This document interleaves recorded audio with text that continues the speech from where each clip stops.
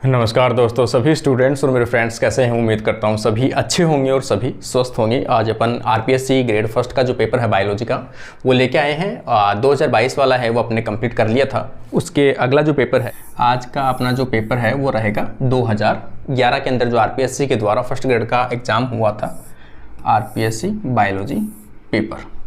ठीक है, इसमें अपन देखेंगे सबसे पहला जो क्वेश्चन है, who propounded the theory of natural selection. Natural selection theory किसने दी थी? ये हालांकि सभी का जो कॉमन क्वेश्चन है वो है। आप सभी को पता होगा कि डार्विन ने जो ये थ्योरी है वो पब्लिश की थी, नेचुरल सिलेक्शन, जिसके चार्ल्स डार्विन, है ना, ओरिजिन ऑफ स्पीशीज।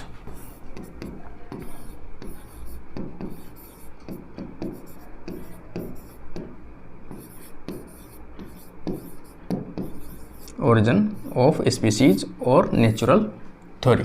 और इन्होंने कहा था कि जो ऑर्गेनिज्म अपने आप को फिट होगा, फिट का मतलब है इन्होंने एक टर्म यूज में लिया था, अडेप्टेशन। अडेप्टेशन कि कोई भी जीव या प्राणी जो किसी नए इन्वायरमेंट के अकॉर्डिंग वहाँ की रिसोर्सेज को ज़्यादा से ज़्यादा यूज में ले सकता है, अपनी पूरी एफिशिएंसी, अपनी पूरी ताकत साथ में अपने बच्चे प्रोड्यूस कर सकता है और अपनी पॉपुलेशन बढ़ा सकता है, वही जीव ज़्यादा सर्वाइव करेगा वहाँ पर, और वहाँ पर वो स्पीशीज है वो डोमिनेंट रहेगी। तो नए इन्वायरमेंट में वो इन्वायरमेंट के क्लाइमेट के साथ में कैसे सामंजस्य स्थापित करता है या इंटरेक्शन करता है, उसे अपन क्या कहते हैं? अडेप्टेशन कहते हैं। तो अडेप्टेशन के बारे में बताया था डार्विन ने। ऑरिजिन ऑफ स्पीशीज बताई कि स्पीशीज का ऑरिजिन कैसे हुआ है। इवोल्यूशन बताया, इवोल्यूशन कैसे हुआ है, ठीक है ना, इवोल्यूशन। ये सभी चीज़ें जो थी इनके ऊपर डार्विन, चार्ल्स डार्विन जो है उन्होंने वर्क किया था। इसी कारण से जो मैंने लास्ट क्लास के अंदर आपको बताया भी था, जो जॉर्ज मेंडल जो था, मेंडल के पूरे काम को छिपा देने वाला साइंटिस्ट कौन सा था? तो डार्विन। मेंडल ने अपनी जो रिपोर्ट है वो सबमिट की थी 1865 के अंदर, लेकिन उससे पहले जो डार्विन था ये अपनी जो थ्योरी थी origin of species, natural selection, उसको पब्लिश कर चुका था 1859 के आसपास, या 69 ऐसा कुछ है, 59 है शायद, 59 के आसपास में अपनी जो थ्योरी है वो पब्लिश कर चुका था। इसलिए जो मेंडल था उसको ज़्यादा रेस्पॉन्स नहीं मिला, क्योंकि डार्विन ज़्यादा फेमस हो चुका था और उन्होंने ऐसी ऐसी कॉन्सेप्ट, ऐसी ऐसी चीज़ें बताई थी जिसके कारण से हमेशा के लिए फेमस हो गया। सेकंड जो क्वेश्चन रहेगा अपना वो देखेंगे अपन, कार्ट व्हील जो टर्म है वो दिया है, is exhibited by. Cart wheel जो है वो किसे रिप्रेजेंट करता है? कार्ट व्हील जो टर्म है वो कौन से कोशिकांग के रेफरेंस में कहा गया है? यहाँ पे राइबोसोम ऑप्शन में दिया हुआ है, इसके अलावा यहाँ पे लाइसोसोम दिया हुआ है, सेंट्रियोल दिया हुआ है और न्यूक्लियोलस दिया हुआ है, ठीक है ना। इसमें से अपन सेंट्रियोल जो देखेंगे, सेंट्रियोल जो है वो एक टायर के रूप में पाया जाता है, कार्ट व्हील के रूप में पाया जाता है, एक चक्कर के रूप में पाया जाता है, उसे क्या कहा है? सेंट्रियोल को कहा गया है। एक टर्म आता है यहाँ पे सेंट्रोसोम, यहाँ पे सेंट्रोसोम। सेंट्रोसोम एक कोशिकांग है जो सेल डिवीजन के दौरान काम आता है। इसमें स्पाइंडल फाइबर्स निकलते हैं, माइक्रोट्यूब्यूल्स निकलती है, स्पाइंडल फाइबर्स निकलते हैं। सेंट्रियोल जो इस प्रकार की जो स्ट्रक्चर होती है उसके अंदर, मतलब सेंट्रोसोम जो है उसके अंदर दो सेंट्रियोल जो है वो जोड़े के रूप में पाए जाते हैं। इस प्रकार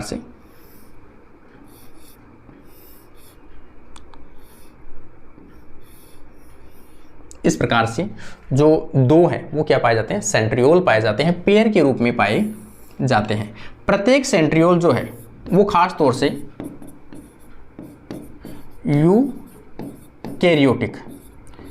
यूकैरियोटिक जो होते हैं, सभी यूकैरियोटिक, उनके अंदर कुछ इस प्रकार के स्ट्रक्चर पाए जाते हैं। ये किसके बने होते हैं? तो प्रोटीन्स के बने होते हैं, ठीक है ना, प्रोटीन के बने होते हैं। इनकी जो प्रोटीन होती है ना, माइक्रोट्यूब्यूल्स वगैरह जो होती है, उनका अरेंजमेंट कैसे होता है? तो यहाँ पे यूकैरियोटिक में आप देखोगे 9+2 का सिस्टम पाया जाता है। कितने प्रोटीन से बना हुआ है? 11 प्रोटीन से बना हुआ है। जो छोटी छोटी प्रोटीन जो पाई जाती है, फिलामेंट्स, 9+2 के रूप में पाई जाती है। 2 जो होते हैं वो तो सेंटर में होते हैं इस प्रकार से, और 9 जो होते हैं वो यहाँ होते हैं।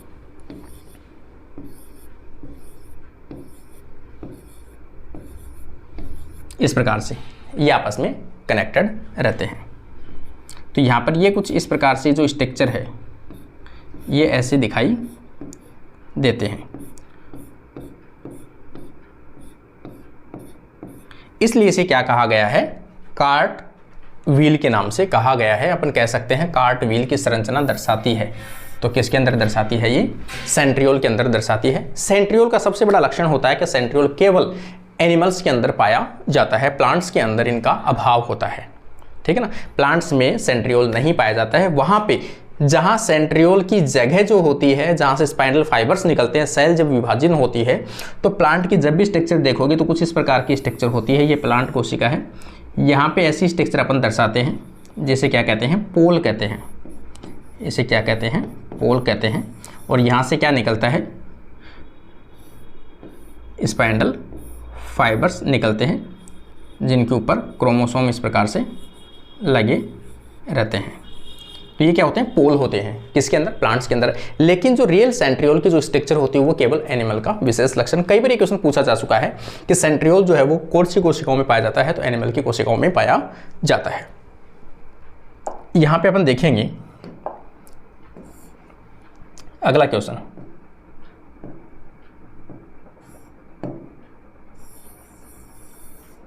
जैसे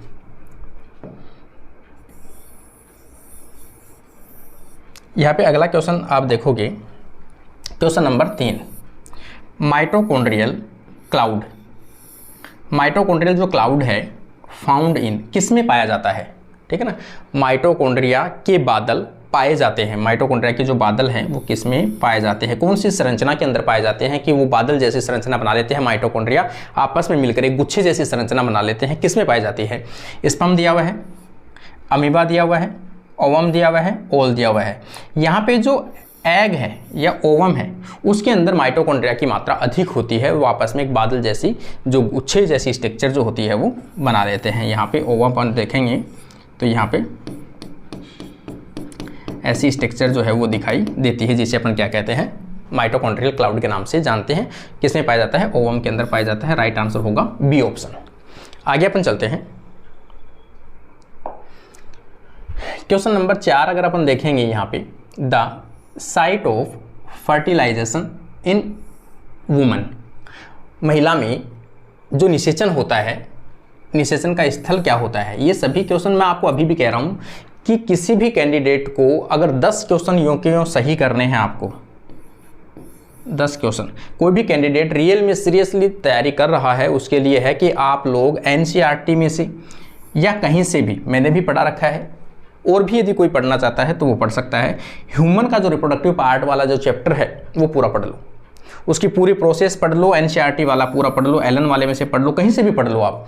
उसमें से 10 क्वेश्चन आपको यूं के यूं मिलेंगे और 10 क्वेश्चन सही होने की संभावना है ना। और क्वेश्चन गलत हो सकते हैं लेकिन ये क्वेश्चन गलत नहीं हो सकते।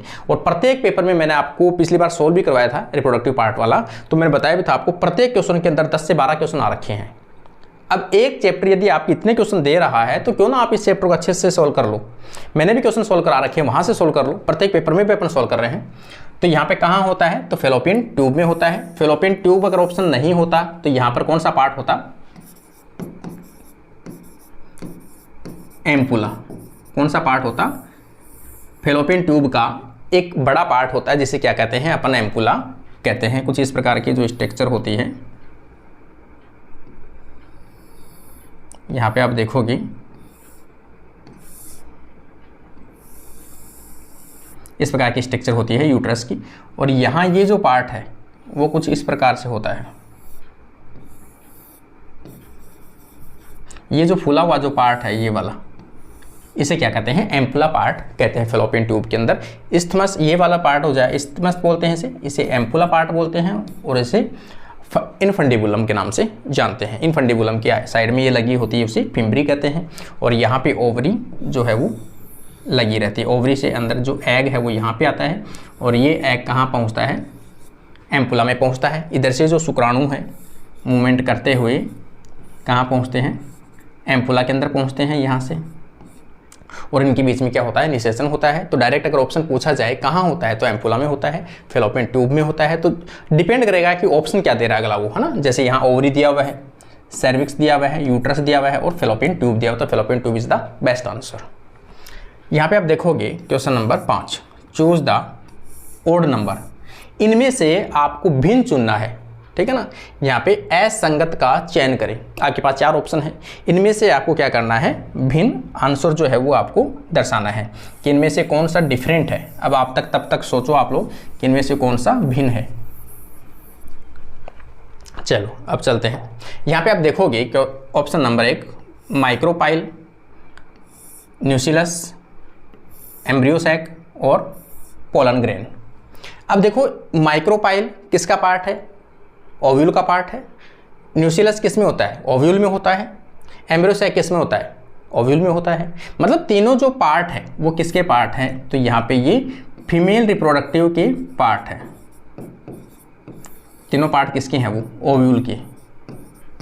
लेकिन ये जो पार्ट है डी वाला, ये किसका है, मेल रिप्रोडक्टिव पार्ट है, तो पोलन ग्रेन है, मेल है ना, मेल गेमिट है, तो मेल गेमिटोफाइट बोल सकते हो।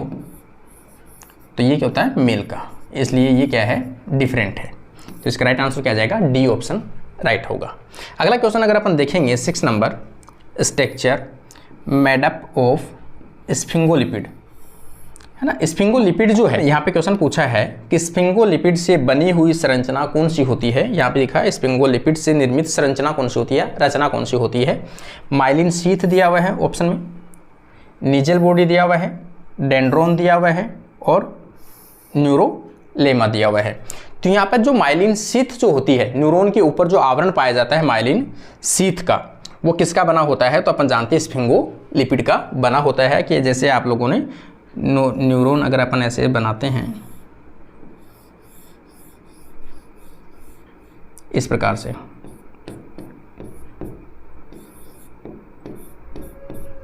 इस प्रकार से न्यूरॉन की जो स्ट्रक्चर होती है, इनके ऊपर जो माइलिन शीथ होता है, आवरण जो चढ़ा हुआ होता है, ये किसका बना होता है, इसे क्या बोलते हैं अपन, माइलिन शीथ बोलते हैं। माइलिन शीथ जो है वो किसका बना होता है, स्फिंगोलिपिड का बना होता है। स्फिंगोलिपिड है सीरेमाइड से बना हुआ है, इस है ना, स्फिंगोलिन प्लस सीरेमाइड का जो होता है उससे कॉम्बिनेशन से बनता है स्फिंगोलिपिड। तो इसका राइट आंसर कौन सा होगा, यहाँ पे myelin sheath.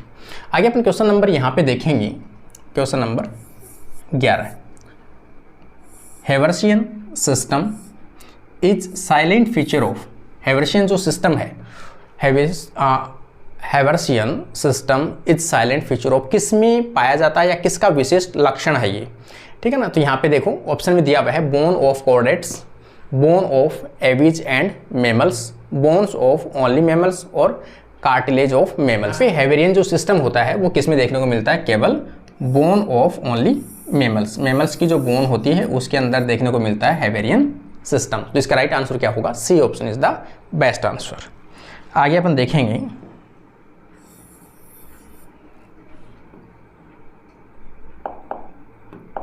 Question number 12, the site in ovule, ovule के अंदर site where funicle is attach, ठीक है ना। फ्यूनिकल जहाँ से आके अटैच होती है वो जो जगह है, जैसे अपन ये स्ट्रक्चर अपन बार बार बनाते ही हैं, यहाँ से है ना, ये जो फ्यूनिकल जहाँ से आके अटैच ओव्यूल की होता है, ये वाला पार्ट पूछ रहा है वो। तो इस पार्ट को अपन क्या कहते हैं, यहाँ से न्यूसिलस दिया हुआ है, चैलेजा दिया हुआ है, रेफी दिया हुआ है और हाइलम दिया हुआ है। तो इसका राइट आंसर क्या आ जाएगा, डी ऑप्शन जो होता है हाइलम इसका राइट आंसर होगा, ठीक है ना। तो इसे क्या कहेंगे अपन, हाइलम के नाम से जानते हैं। और कभी कभी क्या होता है कि यहाँ से एक आउट ग्रोथ निकलती है, इस प्रकार से, इस प्रकार से एक आउट ग्रोथ जो है यहाँ पे निकलती है, जिसे क्या कहते हैं, रेफी कहते हैं, ठीक है ना। ये जो हाइलम वाला पार्ट होता है, कनेक्टिंग वाला पार्ट होता है, यहाँ से एक आउट ग्रोथ कभी कभी नजर आती है, उसे क्या कहते हैं, रेफी कहते हैं। न्यूसिलस आपको पता ही है, इसमें जो पार्ट में जो पूरा भरा हुआ कोशिकाओं का समूह है उसे क्या कहते हैं, न्यूसिलस कहते हैं। चैलेजा एंड जो ऊपर वाला ये जो एंड है, इसे क्या कहते हैं, चैलेजा एंड कहते हैं। ये वाला जो एंड है इसे क्या कहते हैं, माइक्रोपाइलर एंड के नाम से जानते हैं। जैसे question number 7, the cells secreting histamines, है ना। हिस्टामाइंस जो है वो खास तौर से आपके बॉडी के अंदर कोई भी पैथोजन एंटर करता है या कोई भी एलर्जेनिक जो कंपोनेंट है वो बॉडी में आपकी एंटर करता है, उसके अगेंस्ट में आपकी बॉडी जो है खास तौर से टी लिम्फोसाइट से रिलेटेड जो सेल्स होती है ना, तो WBC की सेल्स जो होती है खास तौर से यहाँ पे अपन देखेंगे ऑप्शन में मास्ट सेल जो होती है ना, मास्ट सेल जो होती है एलर्जेनिक जो होती है उसमें क्या वो क्या रिलीज करती है, हिस्टामाइंस रिलीज करती है। यहाँ पे दिया हुआ है एडिपोसाइट्स, फाइब्रोसाइट्स और फेगोसाइट्स। तो इसका राइट आंसर क्या होगा, मास्ट सेल और बेसोफिल जो सेल होती है वो खास तौर से रिलीज करती है। कौन सी सेल, मास्ट सेल और बेसोफिल जो सेल होती है ये वाली, ये दोनों इंपॉर्टेंट है।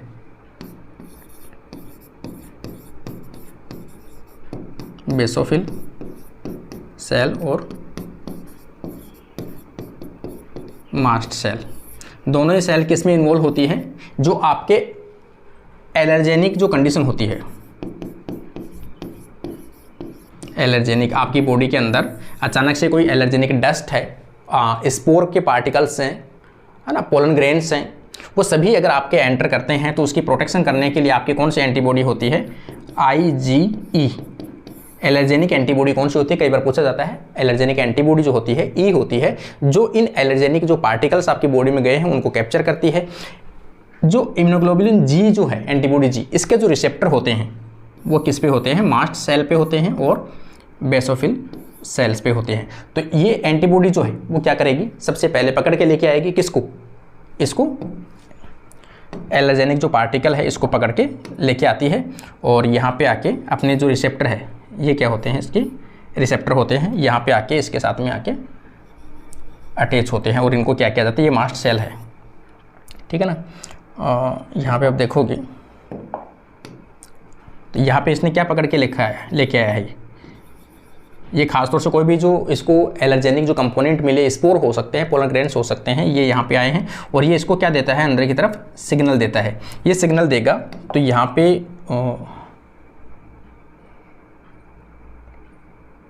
पे इसमें जैसे ही सिग्नल अंदर मिलेगा तो ये क्या करेगा, इसके अंदर जो वेसिकल्स होते हैं भरे हुए वो बाहर की तरफ एक्सपोज कर देगा, डीग्रेनुलेशन, और उसके अंदर से क्या रिलीज किया जाएगा, हिस्टामाइंस वगैरह जो होते हैं वो सभी रिलीज कर दिया जाएगा, जो क्या करेंगे, इन एलर्जेनिक कंपोनेंट को डिस्ट्रॉय करने में सक्षम होते हैं। तो ये थोड़ी सी चीज़ें ध्यान रखनी, मास्ट सेल, बेसोफिल सेल्स इनके ऊपर एलर्जेनिक के लिए रेस्पॉन्सिबल होते हैं, एंटीबॉडी E का जो रिसेप्टर होता है वो भी इनके ऊपर प्रेजेंट होता है, ठीक है ना। ये इसके रिलेटेड था। अगला क्वेश्चन अगर अपन देखेंगे यहाँ पे,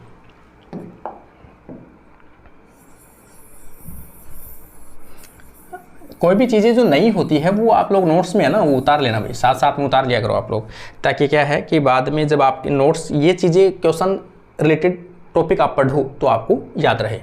आगे क्वेश्चन अगर अपन देखेंगे, the edible part of mango, mango का जो एडिबल पार्ट होता है वो कौन सा होता है। 3 पार्ट होते हैं मैंगो के और कोकोनट के, ठीक है ना। सबसे बाह्य पार्ट इसके अंदर, फिर ये गुद्देदार जो पार्ट होता है ये वाला पार्ट, और फिर लास्ट के अंदर जो होता है हार्ड पार्ट, ठीक है ना। एपिकार्प है, मेसोकार्प है और एंडोकार्प है। यहाँ पे आप देखोगे एपिकार्प, मेसोकार्प और ये एंडोकार्प। अब एंडोकार्प तो है वो तो खाने योग्य है ही नहीं वैसे भी, एपिकार्प जो है इसका आवरण होता है वो भी नहीं है। तो जो गुद्देदार जो पार्ट होता है, लसलसा जो पार्ट होता है जिसके अंदर मिठास होती है वो कौन सा होता है, मेसोकार्प वाला पार्ट होता है। इसके अंदर होगा ना ऑप्शन फ्लेजी, थैलेमस, फ्लेजी, mesocarp, seed and endosperm, cotyledon. तो राइट आंसर आ जाएगा ये वाला फ्लेजी। मेसोकार्प जो पार्ट होता है वो कैसा होता है, मैंगो के अंदर खाने योग्य पार्ट होता है। तो इसका राइट आंसर ये होगा। अगला क्वेश्चन पे अपन चलते हैं। यहाँ पे चलो, यहाँ पे आप देखोगे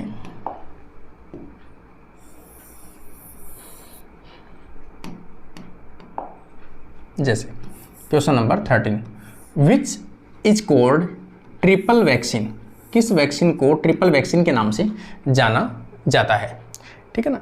तो यहाँ पे आप देखोगे अलग अलग दिया हुआ है, BCG दिया हुआ है और एक दिया हुआ है DPT दिया हुआ है और एक TAB दिया हुआ है। तो डीपीटी जो है वो क्या है, 3 वैक्सीन का एक कॉम्बिनेशन होता है, डिप्थीरिया, और ये एक होता है टिटनस, और एक होता है इसका पीपी है तो सही है ना। 3 टर्म होते हैं, मतलब 3 वैक्सीन, 3 रोगों के प्रति एक वैक्सीन दी जाती है, कॉम्बिनेशन होता है 3 एंटीजन का। तो 3 एंटीजन का एक साथ जो कॉम्बिनेशन होता है उसे अपन क्या कहते हैं, ट्रिपल वैक्सीन के नाम से जाने जाते हैं। तो उसे डीपीटी का जो टीका होता है या इंजेक्शन होता है वो लगाया जाता है। क्वेश्चन नंबर अगर अपन देखेंगे 14, Sertoli cells are found in, ठीक है ना। सर्टोली सेल्स कहाँ पाई जाती है, तो सभी को पता है सर्टोली सेल्स जो होती है आपके टेस्टिस के अंदर जो पार्ट होता है वहाँ पे कुछ इस प्रकार के ट्यूब्यूल्स पाए जाते हैं, जिन्हें क्या कहते हैं, सेमिनिफेरस ट्यूब्यूल्स के नाम से जानते हैं, है ना। ये क्या होते हैं, सेमिनिफेरस ट्यूब्यूल्स। एक बड़ी ट्यूब्यूल है ये वाली, जिसके चारों तरफ जो एपिडर्मल या जर्म सेल जो है उसका आवरण होता है यहाँ पे इस प्रकार से, और इनके बीच बीच में कुछ कोशिकाएं जो होती हैं वो क्या होती है, बड़ी साइज की कोशिका होती है।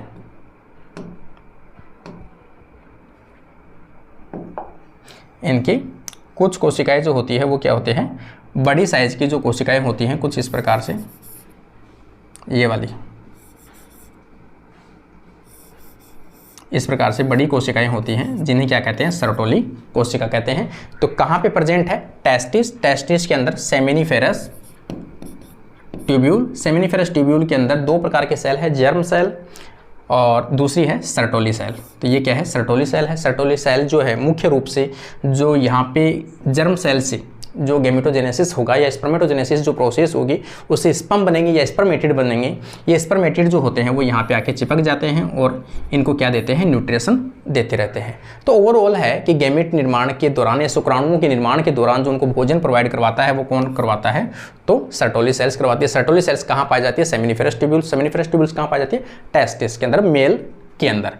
यहाँ पे ऑप्शन में है ओवरी, टेस्टिस, किडनी और लीवर। तो राइट आंसर कौन सा जाएगा, किडनी। पहले ही ऑप्शन दे दिया है तो किडनी डायरेक्ट आ जाएगा। किडनी की जगह अगर मैंने बताया सेमिनिफेरस ट्यूब्यूल्स होता तो वो भी होता, ठीक है ना। तो डिपेंड करता है।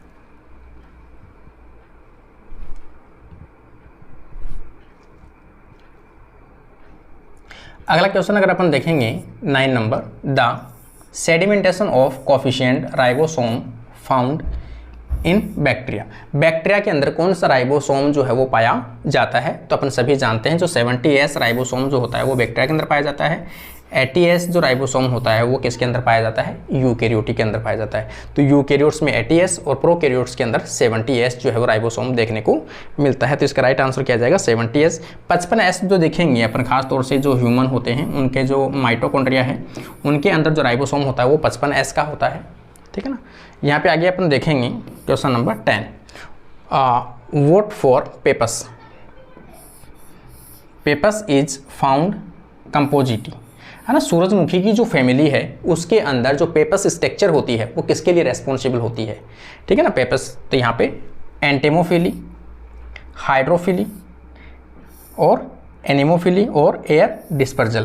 तो ये वैसे देखा जाए तो जो सीड वगैरह होते हैं उनके जो डिस्पर्जल करने का काम जो होता है उसमें मुख्य रूप से काम आता है। तो यहाँ पे ऑप्शन देखो, ये तो परागण वाले चीज़ हैं। एंटोमो मतलब यहाँ पे अपन देखेंगे इंसेक्ट के द्वारा यदि परागण होता है तो उसे एंटोमोफिली कहते हैं। जल के द्वारा होता है हाइड्रोफिली कहते हैं। और एनिमोफिली मतलब अगर वायु के द्वारा या एयर के द्वारा होता तो एनिमोफिली। और यहाँ पे एयर डिस्पर्जल, है ना, एयर के द्वारा जो इनके सीड होते हैं उनको डिस्पर्जल करने के लिए काम आता है, उसे अपन क्या कहते हैं, पेपस स्ट्रक्चर के नाम से जानते हैं। अगला क्वेश्चन अगर आप देखोगे, DOTS program concern with. DOT program जो है वो किससे संबंधित है, तो आप सभी जानते हैं डॉट्स की जो गवर्नमेंट स्टार्ट किया था वो किसके लिए किया था, जो टीबी है ना, क्षय रोग के ट्रीटमेंट के लिए 6 महीने के संबंधित चलाया गया था। तो यहाँ पे देखो ग्रीन हाउस इफेक्ट है, protection of ozone, eradication of TB और ट्रीटमेंट ऑफ एड्स। तो इसका राइट आंसर क्या आ जाएगा, सी ऑप्शन इसका राइट आंसर होगा कि क्षय रोग उन्मूलन के लिए जो है वो डॉट्स जो स्कीम है वो चलाई गई थी। अगला क्वेश्चन अगर अपन देखेंगे यहाँ पे, the tidal volume of human tidal volume जो ह्यूमन की होती है वो कितनी होती है, तो यहाँ पे देखो एक तो है 450 ml है ना, 400 ml, और एक है 500 ml, मतलब ये क्या है 4500 ml है, और एक है 500 ml, और एक होता है 1500। तो यहाँ पे इसका राइट आंसर जो है वो 500 ml के आसपास होती है। तो इसका राइट आंसर क्या आ जाएगा 500 ml। और वैसे भी देखा जाए तो जो मेल है ना, मेल की तो होती है 500 और फीमेल की होती है 450, लेकिन ओवरऑल अगर देखेंगे तो 500। इसकी जगह अगर यहाँ पे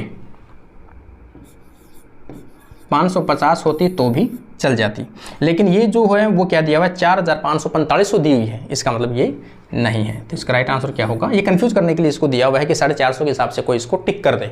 लेकिन आपको क्या करना है, कोई भी क्वेश्चन जब सोल्व करते हो ठंडे माइंड से, आपको पूरे उसकी जो क्वेश्चन उसकी ऑप्शन जो है उन ऑप्शन के ऊपर आपको फोकस करना है ध्यान से कि कौन से ऑप्शंस क्या है। और मेरी एक राय है विशेष तौर से, आप लोग इंग्लिश में पढ़ते हो या हिंदी में पढ़ते हो, लेकिन कोशिश करना कोई भी क्वेश्चन दोनों लैंग्वेज में पढ़ने की कोशिश कर लेना। कई बार क्या होता है कि इंग्लिश में अपन पढ़ते हैं लेकिन हिंदी में समझ में ज़्यादा आता है, कई बार हिंदी में पढ़ते हैं तो वो टर्म इंग्लिश को देखते ही समझ में आ जाता है। इसका मतलब कई क्वेश्चन तो इसलिए गलत हो जाते हैं सिर्फ लैंग्वेज का वेरिएशन आने के कारण से, कि अपन इंग्लिश में कुछ और समझ बैठे या फिर हिंदी में कुछ और समझ बैठे, आंसर कुछ और ठोक दिए अपन ने, बाद में घर आने के बाद में पता चलता है, या फिर जब एग्जाम से बाहर निकलते हैं तब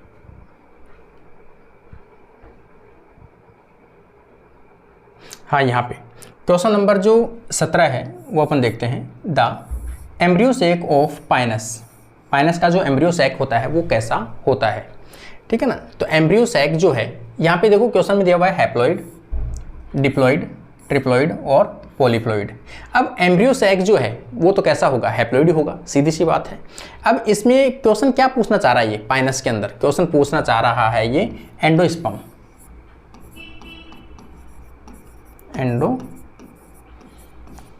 क्वेश्चन पूछना चाह रहा था ये, ठीक है ना, कि एंडोस्पर्म जो होता है वो कैसा होता है। तो पाइनस मतलब जिम्नोस्पर्म का मतलब हैप्लॉइड। तो इसका राइट आंसर क्या आता है, ये हैप्लॉइड आता है, इसलिए इस क्वेश्चन को क्या दिया है, डिलीटेड, क्वेश्चन को डिलीट कर दिया गया था।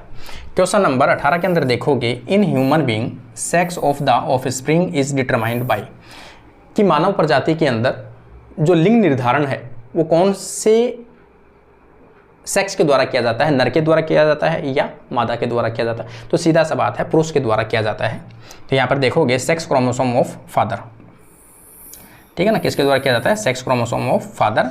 और खास तौर से यदि ये ऑप्शन नहीं आता तो डायरेक्ट आ जाता वाई क्रोमोसोम, है ना। तो इसका राइट आंसर क्या था, वाई क्रोमोसोम के द्वारा सेक्स निर्धारित किया जाता है। यहाँ पे फादर दिया हुआ है, अगर ये नहीं देता तो डायरेक्ट इसका सबसे बेस्ट ऑप्शन है, वाई क्रोमोसोम के द्वारा इसका सेक्स निर्धारण है वो किया जाता है।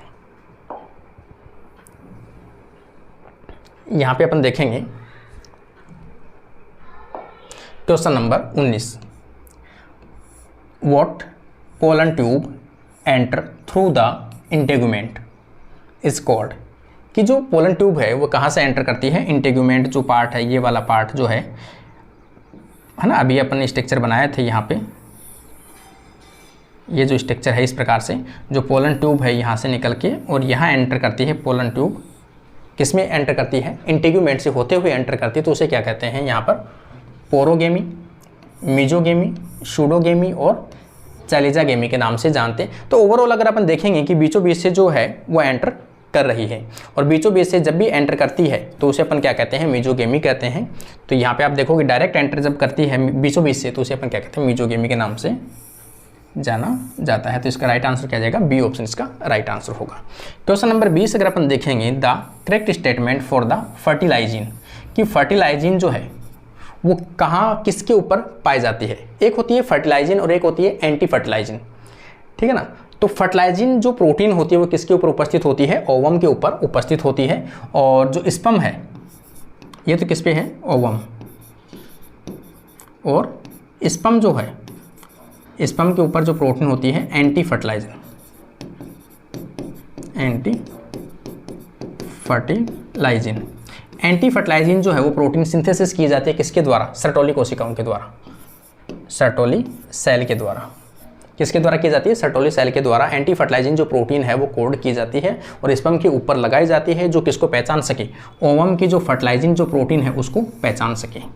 इसका मतलब क्या होता है कि पर्टिकुलर जो गेमिट होते हैं मेल और फीमेल की, उनके बीच में जो प्रोटीन का इंटरेक्शन होता है वो क्या होना चाहिए, स्पेसिफिक होना चाहिए। कि जैसे ओवम है, ओवम के पास में फर्टिलाइजिन है, स्पर्म के पास में एंटी फर्टिलाइजिन है।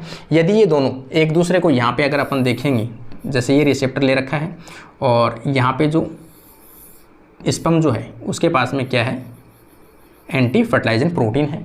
तो ये दोनों अगर सेम होंगे, सेम ही प्रजाति की होंगी तो एक दूसरे को पहचानेंगे और ये जो स्पर्म है वो इसके अंदर एंटर कर पाएगा। इसका मतलब ये जाति स्पेसिफिक होते हैं, ठीक है ना, फर्टिलाइजन और एंटी फर्टिलाइजन। तो इस प्रकार से यहाँ पे अपन देखेंगे, is a glycoprotein which found on the surface of ovum, ovum की सरफेस के ऊपर पाया जाता है। एंटी फर्टिलाइजन का जरूर याद रख लेना, एंटी फर्टिलाइजन है वो सर्टोली कोशिकाओं के द्वारा तैयार किया गया एक नॉर्मल ग्लाइकोप्रोटीन का पार्ट होता है। इस प्रकार से आज के अपने 20 क्वेश्चन जो है वो कंप्लीट करवाए हैं। कैसा लगा आप लोगों को? आप लोग रेस्पॉन्स जरूर देके जाइए। आज के लिए अपनी क्लास यहीं कंप्लीट होती है। Thank you guys.